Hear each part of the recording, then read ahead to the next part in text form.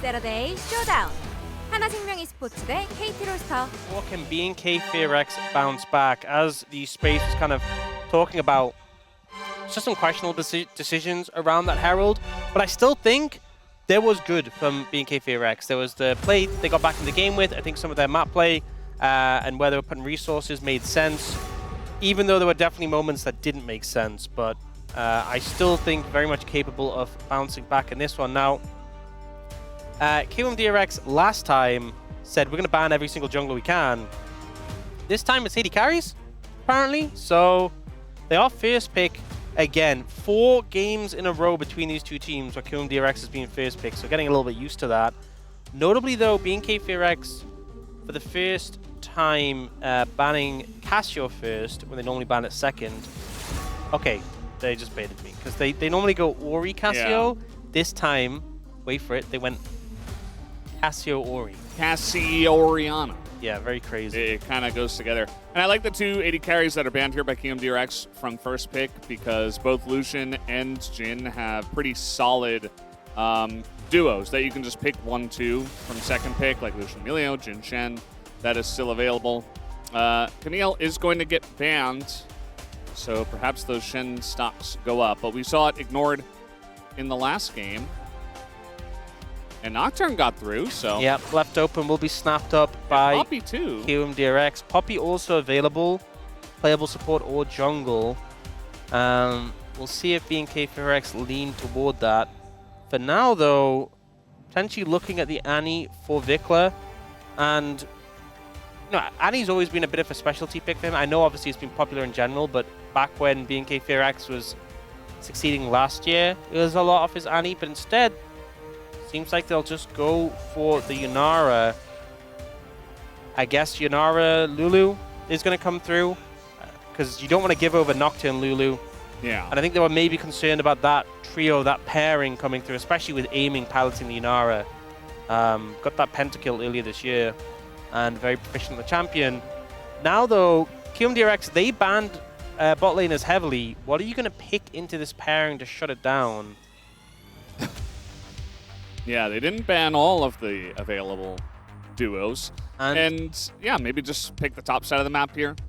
Yeah, it's risky because it gives you less ability to match the bot lane 2v2. Yeah. More bans going to come down through that, and they don't fully commit to it. They go, okay, we'll get the Rumble for Frog, but we want the Nautilus, we want an answer. And when Yunara was really fresh into the meta when she just been released, Vi and Nautilus were the 2 big picks that you would want to Intuit, or people would be banning when they picked it. So I think getting this for Andal makes a lot of sense here, meaning you definitely have an answer. And when you look at B&K KRX have this hyper carry and aiming, and they just further lean into that with the Cassante because your eggs are very much in the aiming basket right now. And the enemy team has Nautilus, Taeyun basket. Yeah. Taeyun basket. Because they both have X at the end of the name. Eggs are very much the Taeyun basket, and there's too many. You know what? There's too many 80 carry swaps have happened.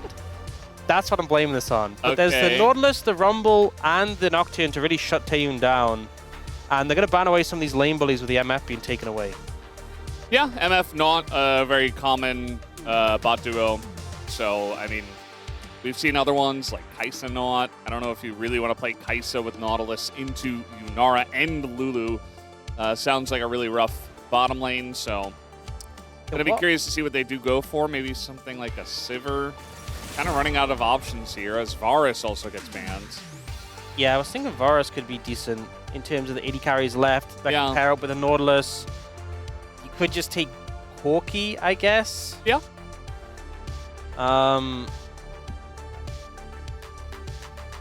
Yeah, I feel like the pool's definitely be thin. They got about. They do ban away that Annie. I wouldn't be in love with Annie with this composition for B&K KRX. You have a tank top laner, you have this hyper carry 80 carry, and so many tools to shut down Taeyun, who's on B&K KRX. Yes. Not Diablo. Not Diablo. Not aiming. Not aiming. Not Jiwoo. And so having a secondary carry is going to be really important for B&K KRX. They're going to go for the Lee Sin here for Raptor. It really is feeling like Taeyun a bust right now. Yeah. Taeyun. Taeyoon, AD yeah, carry yeah. for being KRX. There's a lot of smiling from Raptor. I'm not really sure why, but he does get to play Lee Sin. So maybe he's just happy about it. And yeah, we were talking about the stuff that's left. Whoa! Draven is left, technically. He is the Gold King, but I think Corki a lot more likely. And then mid lane, this kind of feels like the sort of slot where people just slam Victor. But we've seen Victor struggling a good amount. Goes for the lock instead, and this just further cements how is Taeyoon going to survive and also deal enough damage to cut through everyone who's just charging him. Yeah, I mean, as long as they don't get hooked in bot, they should be okay, but there's definitely a decent amount of threat there. Do we just see Galio now? Lissandra, oh. It's kind of a similar vein. It kind of fills the role of Annie, where it pairs up well with the Lee Sin. You have the setup, but you are not going to be a major damage threat. This game, and there are tools. Look, don't get me wrong, there are tools from being KRX to peel between the Cassante, the Lee Sin, the Lissandra. But if Taeyoon dies, it's just over. It's going to be so hard to fight your way out of that if you're at an even game state. If you're ahead, great. If you manage to find early momentum, great. If Vikla can roam, fantastic. But I think if the game is even, all KMDRX have to do is click all of their ultimates onto Taeyoon, and that'll probably be enough. Yeah. Taeyoon, who's on the other team, not on that team. Yeah. I'm glad you finally figured it out. I mean, one thing I will say is that you've got double range bot with the Enchanter and you have Lee Sin against a Nocturne, so there are ways to get ahead, right? You were talking about how they kind of have to get ahead, and I think there are, okay, that Fox is very sad. I'm not sure about continuing to hit it, but That's pretty mean. yeah. There are ways to get ahead, and I am curious to see how they're going to manage it. If they sit back and do nothing, I will be very upset, because then you just kind of lose to all of this damage. And yeah, we'll see if KMDRX can top it off with a 2-0, or if we go into game number 3 as we hop into the Rift for game 2.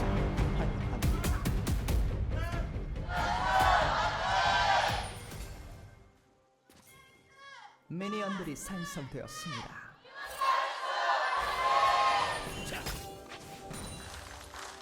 All right, game number 2 on the cards. Notice that they gave the gold from that first ward. Aiming. They're beginning to understand. Yeah. There is a reason why every team that aiming's on eventually just kind of, you know, gives him all the gold. Even when you've got guys like BDD in your roster. Aiming going for the TP here. So clearly not looking to play heavily through the bot lane 2v2. At least not at first. And I think with a Corki, who obviously has a lot of safety built into the kit, TP means you can't really be shoved out of lane too easily. Gives Andal a lot of freedom to roam, which will be much better at than the Lulu. I'm really looking at Raptor and Vikla this game. They need to get the ball rolling and set things up. Yukal, I think, did a phenomenal job of controlling the entire bot side of the map in game 1. But in this game 2, I think we should see Vikla able to do that, and I'm hoping he does. Picking Lissandra, you don't pick Lissandra to just win lane and sit in lane. That's not why you take the pick. And into a lock as well, you should have that pressure consistently. That's a good dredge line there by Andal. Thanks for the damage in return. Yeah. Still a lot of damage done to Kellen. Gonna force him to chug some of those pots, probably.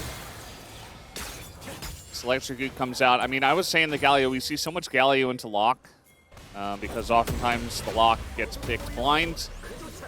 And it's because, you know, even if Galio does get picked into you, it's like, well, I'm still gonna look to gank other lanes and get ahead that way. I'm not really going to kill my lane opponent unless they make a big mistake, so. Yeah, we see a lot of blind lock, a lot of Galio responses, not too much Lissandra. Yeah, I was saying how Lissandra just doesn't offer as much damage as some other mids. One thing I will say is that something they did a while ago was they improved the consistency on her passive. So, like the thralls, follow targets and the brushes, They no longer like stand still before they detonate and stuff like that. Yeah. And if you actually get the resets from the ult, it does a ton of work in fights. Like, that cannot be ignored. So if they kill, say, Andal is on the front line and they blow him up, or Willa goes too deep, that's potentially the recall. So you just explode them and then let the Frozen Thrall kind of carry you through the rest of the fight. But big ifs, big buts, and ultimately kind of depends on being KRX being in a comfortable position. Now, we do see Andal Willa trying to challenge the Raptors here, and they will be warded away. That's Raptors. Yeah. You can't take... He takes your Raptors. You don't take his Raptors. That's kind of against the law. He did name himself after them. Yeah. For a reason. The amount of times I've seen that guy invade for Raptors is a lot. Aiming just TP'd back here. Directly in the face of Lunaralulu, so I'm not really sure what he expected. At least he has some potions. Ah, yes. Locke has reached that point of the lane where he just one-shots the wave and runs away. Very cool. Yeah. Cool champion. Oh, you wanted to damage him while he's doing... Oh, he's got great health. You forget about that? Yeah. He's really fast. And he can dash. So... I feel like Lissandra is really just like the typical old school archetype of what a champ is. Quite slow, you know, with the way she sets things up. She does have a really powerful ability, right? The ult is very powerful, but a lot of her kit is based around that. And then they added a newer passive, but originally her passive, wasn't it just like mana regen? Yeah, and then it you was have, like you autoed and get... Then you have Locke, which is like, yeah, you CC me, I can still pop my great health. You know, I have like 16 paragraphs in my ultimate. Yeah. Honestly, that's one of the things that actually makes this matchup really rough, is that if you ult Yukal, he can just pop the great health. Like, if you don't kill him in time. Yeah. So... You know, with all the League of Legends classic stuff that we've had, even Riot making that Zillion commercial, I guess you would call it. It's not really a commercial, but the cinematic where it's talking about all the passives, all the stuff he's got to write, the paragraphs. They're very self-aware about it. I think it's pretty difficult to make unique champions this late into a game's life, you know, for League of Legends, which has been around for I mean, I remember when I first played League of Legends, which was I think like 12, 13 years ago, I saw Lissandra and was like, hey, it's just like a Frost Mage from WoW. And I'd been playing WoW before, and I was like, well, yeah, I'll play that. It was just very simple, but I feel like you can only do so many champions that are that simple. It's difficult, so you try to make more. As now Vicla's going in, and now we got a Cassante from the top lane, and Willer's just dead. First blood given over to Raptor just like that. Big overstep there from Willa. Not even with level 6 in the Nocturne, but not really sure what the game plan was there. Hanging around mid when the Lissandra has ultimate and is that big threat is not going to reward you with a long life.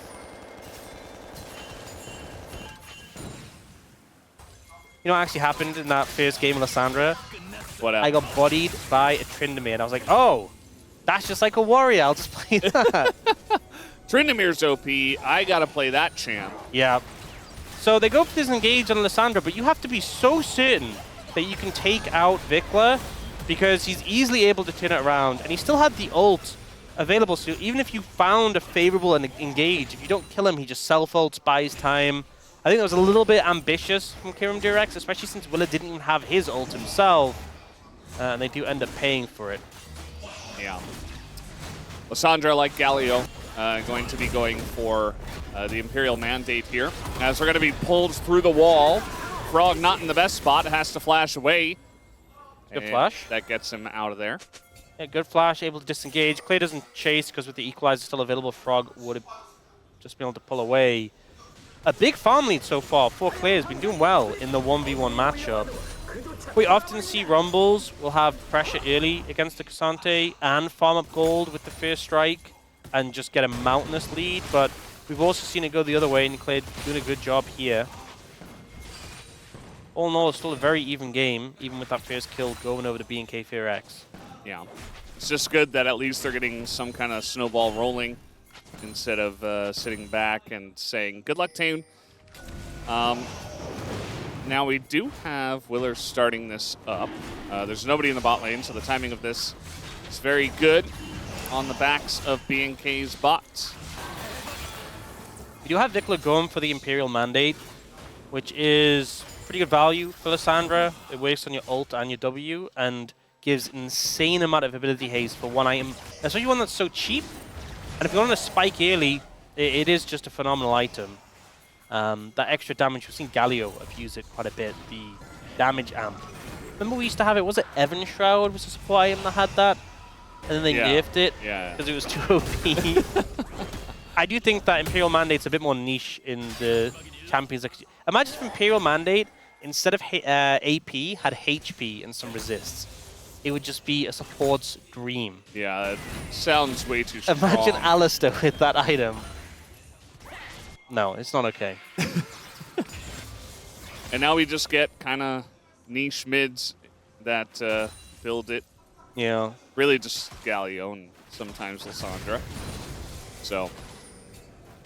I feel like I expected a lot. Oh, they're going in. All right, we got a Nocturne in the bottom lane. Just going to throw everything at Taeyeon, but he just flashes away from the hook. And Ondil not able to close the gap there. Not quite able to connect, and Taeyeon did a good job of immediately recognizing the threat and just getting as much distance as possible. If you're hesitating at all, you do just die there. I think it does kind of show some of the concerns we had, because Taeyeon, you really have to be playing very well to avoid all these threats on your life, but he does avoid that one. It does cost him his ult and his sums. That is one other concern for Yunara, is that she's kind of fake. She has fake safety. You know, you have like Corki, who has his Valkyrie up every so often, Ezreal, who has his Arcane Shift ups very, very often. If Taeyeon wants a dash, it costs your ult, which then you either don't have it for a fight, or maybe didn't have it available before the barrier comes through for Taeyeon to stop the interrupt. Pretty nice. Especially since aiming has TP, getting your recall interrupt there could have been pretty painful. Yeah, I mean, we had an era, and we still kind of have an era, where everybody has a million dashes and a million ways to get over walls, into fights, out of fights, etc. The most recent champion has a lot of different ways to get in and out of fights, but I kind of like that design from Yunara, where it's like, yes, it's an 80 carry. Yes, she can be pretty fragile. If you are going to use a very strong dash, it's going to cost a lot. Yeah, I think it's a good way to design things, unlike Zeri. But I digress. We do see BNK KRX trying to get Taeyeon some damage on this tower. They do have 3 plates as well. Looks like Locke is moving over to respond here. They're going pretty deep for this one. Now Ondil gets in, and everything is thrown at him, but he had Aftershock up, as now everybody hit by that, and Locke just immediately dies. But it was really cool when he hit the big circle on them. It was neat. Oh, Raptor's fishing for a kick. Well, he did kick him. He did a bit of damage, I guess, and now we got a Kazante under the turret, and KRX are falling apart like a house of cards. As Frog is in here, he doesn't have his TP. And Clear is going to get away with his life as well. As a Q comes in, it is 4 kills and a triple for Vikla. I really wanted to see BNK KRX getting some early momentum in this game, and they have absolutely done that. Finding a super favorable play, and for KRX, just, I think it all stems from Andal doesn't connect on this initial engage. They're trying to set up because they know Locke is coming in. Andal ends up hitting the train. It's a nice sidestep from Taeyeon, uses the ult on Taeyeon, and just gets CC'd. And then this ult is massive, but the Nocturne ult isn't quite available yet. You can see it comes up now. A little bit late. There was no follow-up. And then this kick, and I was joking about it a bit, but it kicks him on a tower, gets some damage down, and sets up for this moment where Xante tanks the tower, and they can just clean up the kills. And then Willa goes back in. There's 2 thralls that explode on him to lower him down. If you have a Lissandra mid, especially Lissandra who's gotten that early spike off the mandate, this is exactly how you want to play out the game. So credit to BNK KRX for setting that up and just getting a mammoth lead for the mid jungle. Also, there's a reason why Wolf calls Locke a cheerleader a lot of the time, is because he'll throw in his ult and he'll only commit if they're actually getting low, right? Yukal, he hits a big ult and then he tries to like run straight out of Lissandra and just dies. I mean, there's ults available. The Lulu's right there. There's 4 people stacked up. Like, yes, you hit a big ult, but you got to wait for the right timing when you're playing Lock. You can't just kind of send it. You're still a squishy mage if you don't have your W up. So, yeah, he just goes in, gets stuns, and dies. So that's just 0 value out of the Lock. They had a nice collapse coming in, but the second that UCal dies, it all falls apart. Yep. Puts him in a really difficult position. And now with the Lee Sin Lissandra so strong, I have a lot of my concerns have just been washed away. They are very real threats in this game. And I feel like they're such bursty champions that if you get past that threshold where you can just one-shot someone in a combo, the game feels so easy to play. Dragon is up and available, would be the second for KRX. I don't think that BNK KRX are going to let them take it. That is just my hunch. That is just my impression. And it seems they are agreeing with me. Yep, no real reason to do that. Aiming, trying to step up to Taeyun. Tries to flash, and a very nice angle here from Vikla gets the kill.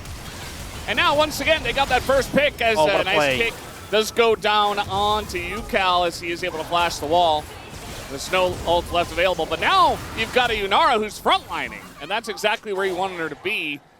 As the equalizer's nice, but they're just too far behind down a member here. I don't think that KRX really have a way into this fight. Although, Frog thinks differently, and he is going to frontline and die. I don't really have a lot of excitement for that call because that didn't make any sense. Yep, just oversteps into the Xante and understandably dies. A lot of flashes been in that fight. I think the total count was 6. They're going back to try and make something happen again. I mean, maybe they can get Vikla down, but he gets over the wall because he is Lissandra. The Wild Growth comes in, and eventually Execute maybe, but already Willer's down and Ongo's low, so the rest of the fight going heavily in favor of BNK KRX is a triple for Taeyun already. And UCal tries to dash in, tries to make something of this, but it's a quadra kill for Taeyun on the Yunara. Well, I did say there's a lot of eggs in the Taeyun basket. I actually said the aiming basket, but I meant Taeyun. Yeah. Getting a quadra kill, 15 minutes in the game, I think that ticks every box. I think they're just golden from here on out. This play, this was pretty slick coming out from Raptor, able to redirect UCal in. But at this point, KRX are allowed to lead. They're actually allowed to lead. One death, situation. lead. You know, the teacher was 15 minutes late. And they don't. They stick around. Clay has his Q stacked up, and it's like, okay, that's a dead rumble. And then they're like, hey, we're respawning. They've been around a while. They're a little low on resources. Let's try again. But once more, Andal gets baited in and misses the dredge line. And then here, the execute, UCal's trying to chase it, but the Wild Growth is brilliant. No reset comes in. And even if it did, I think him chasing that far, the fight is just over. Taeyun's able to free hit. They focused a lot of their tools on Lissandra, whose job's already done. It just kind of went from bad to worse. Oh my god. Oh my beautiful. Lord. And Raptors just having fun in this game now. That was such a sick kick. That was actually so slick, honestly, from Raptor there. Well, game 1 was good for KRX. Well, I don't know. We've had a lot of this in the LCK where Team A crushes game 1, and then Team B crushes game 2. Yeah. It's not that interesting, but, you know, I suppose it means the series is kind of close, but I think it just means some of our teams are dropping the ball. This Sonic Wave just catching him at the end of the Valkyrie and then coming in for the kick. That was a nice play from Raptor. And I think 8,000 goal lead at 17 minutes. Yeah, it's fried. It's deep fried. They're going to try and kill Claire. I hope they can for their sake. Yeah, I think they can eventually. It's taking them a while, though, and that is Xante. No! Right over to his team. I think he could have killed Andal. He could have killed Andal. He 100% could have killed Andal. He let him go. He's merciful. He may have died if he overstayed to kill Andal, but I just respect the fact that this game is cooked. This game is done. Like, you know how last game there was always that angle of like maybe. I don't think that angle exists here. I mean, well, okay, let's dial it back a bit. It felt that way, and then Syndra got a big scatter. I will say there is a lot of tools to kill Taeyun. problem is it's so early, and KRX are so far ahead. Vikla has a 10-stack Medjai's, so like he has. Look at Vikla's items and then look at Yukal's items, and tell me they're playing the same game. You'll have to wait until the total gold drops. Yeah, look at the item comparison between these mid laners. Tell me they're playing the same game. It's like Yukal's now on Nightmare difficulty, and Vikla's playing on story mode. Yeah. He's just so much stronger. He just looks at someone, they're dead. And then Yukal's having to work so hard to get a reset. It's not going to happen. This game feels very over. I think KRX, they need some mega mistakes for this to go wrong. Yeah. What is the, you said deep fried this game, and it is. Yeah. What's the weirdest deep fried thing you've ever eaten? The weirdest deep fried thing? I don't think, Yeah. I feel like that's more of an American thing. Well, yeah, that's why I was curious, because... Have I eaten anything that's really weird deep fried? I can't think of anything weird I've eaten. Have you been to America? Not for a long time. Not since I was a kid. Wow. And I guess you probably didn't have deep fried stuff when you were a kid. I don't think so. I really don't remember that well. It was a long, long time ago. Maybe you didn't, you just didn't know. A lot of things are deep fried there. Yeah, well, Yukal's dead. They are going to throw everything at him. He did press his gray health. We've seen some Lissandras here and there, and they just look so useless. And then we see a game like this, and we're like, oh, okay, so this is the idea. So something I've learned about League of Legends, if you're really Okay, just try to kill try to kill Raptor, they said. They changed their mind halfway through. As the Flash Wild Growth comes in, as Taeyun flashes into everybody, is trying to take down aiming, will not be able to do so, gets over the wall barely. But man, that was very risky positioning from everyone. Didn't end up mattering, though. They got Raptor. That was their initial goal, right? They started that fight and said, let's kill Raptor. Yeah. They tried. Andal had the most phenomenal bar game 1. And then game 2, it's been a bit of a struggle. I also think, you were talking about Lissandra before. There's a lot of picks in League of Legends. That you give them a ton of gold, and man, do they look good. Yeah. Okay, this is pretty straightforward. So what they do is they actually CC him, and then they kill him. It's a good play. Wait, but Raptor didn't use his CC ability. Well, some of them did. Oh. Vikla did. So the ult here doesn't have the follow-up dredge line. It was really good from Taeyun to position behind the wall so he couldn't be CC'd. And then they turn on to Raptor. And they're like, we got him!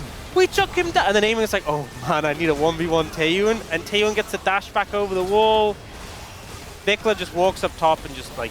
I mean, I'm sure he used an ability. I didn't see that bit of the fight, but he could have just autoed. He could have just autoed Aiming and he died at that point. I mean, that was a Seeker's Arm Guard, 20 stacks on the Medjai's. Yeah, and... my mind is drawn back to the deep fried thing. I don't really know. Yeah. What's the weirdest thing you've had deep fried and eaten? I mean, I was hoping you were going to have a weird one because honestly, I haven't really eaten anything weird that was deep fried.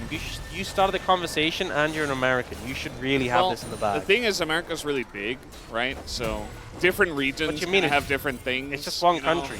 Yeah, that is true. They are going to try to kill Frog, and they will be successful. Now they're going to try to get Vikla, but he has his Zonias. So surely, eventually they can get him. No, he just flashes the lock ult, and Clear is soloing the AD carry. This game was over, feels like 22 minutes ago, but that's actually when the game started. But it has been very one-sided. Yukal just on the run, but maybe they can end it here. That might be some good news. Head on over to game number 3. Looking for Yukal. Nice dodge on all the nails. Okay, he gets out. It's a little win. Maintains a 0-3-0 KDA. Could be worse, as I look at some of his teammates. I mean, Vikla's just been finding these great angles where he just emerges from your own jungle. Yeah. And what's the recourse? He just ulted, you go in him, he stasises, then he roots and flashes away. Meanwhile, Aiming is just living in absolute hell trying to fight a Cassante who just is refusing to die or take damage.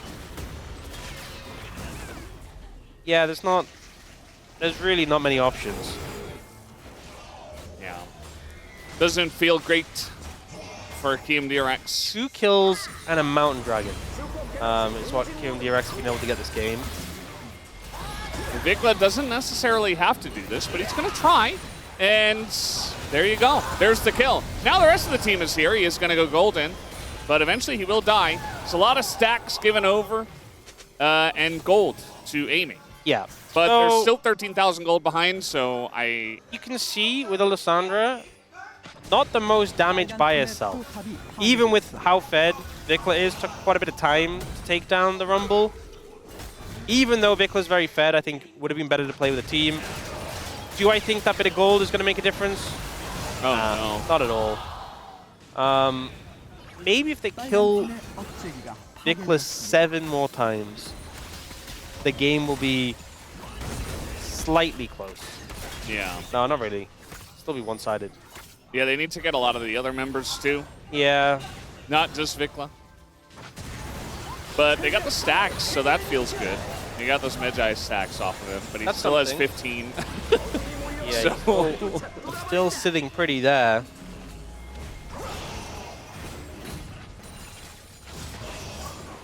Me and KRX aren't even going for the Drakes. They're like, we don't need that. It just doesn't mean anything at this point. They have the Baron, setting up for that. It's an Ocean Soul, and they would need 3 more to get it. At this point, I think they could just end the game naturally. Like we did in the good old days. Remember that, Brendan? Yeah. When people just used to just siege at your tower, and the enemy team had a Ziggs or a Gragas, and the game went to like 70 minutes. Yeah. Why were they the good old days again? I blame Janair. Yeah. Umty's actually casting today, I believe. Yeah, he is. I saw him earlier. He's here. I wasn't sure if he was casting or desking, but I think he's casting. He was wearing the caster outfit. Yeah, that's true. Okay, they sacrificed 1 inhibitor. Well, they already sacrificed an earlier one. I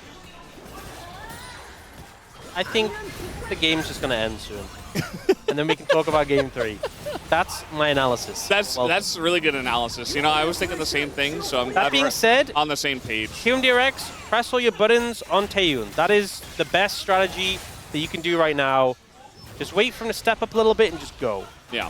Notice he's playing next to the inhibitor, so he has terrain to block the dredge line from Andal. So if Andal ults him, dash the other side of the terrain, can't follow up.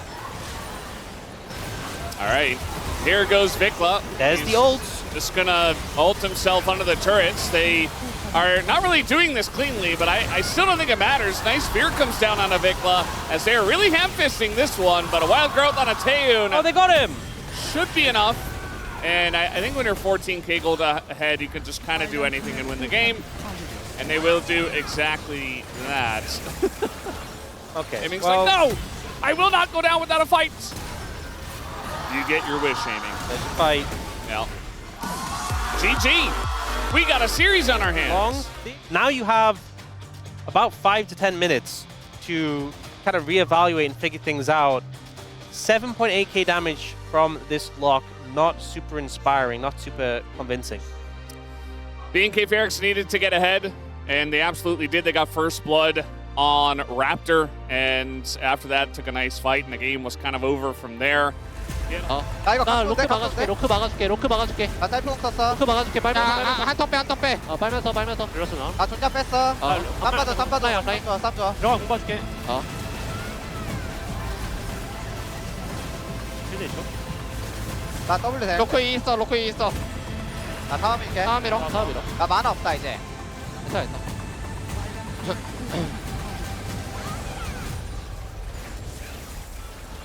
포르케 풀 있어. 필드 4초. 로크 노플. 지지. 좋은데요?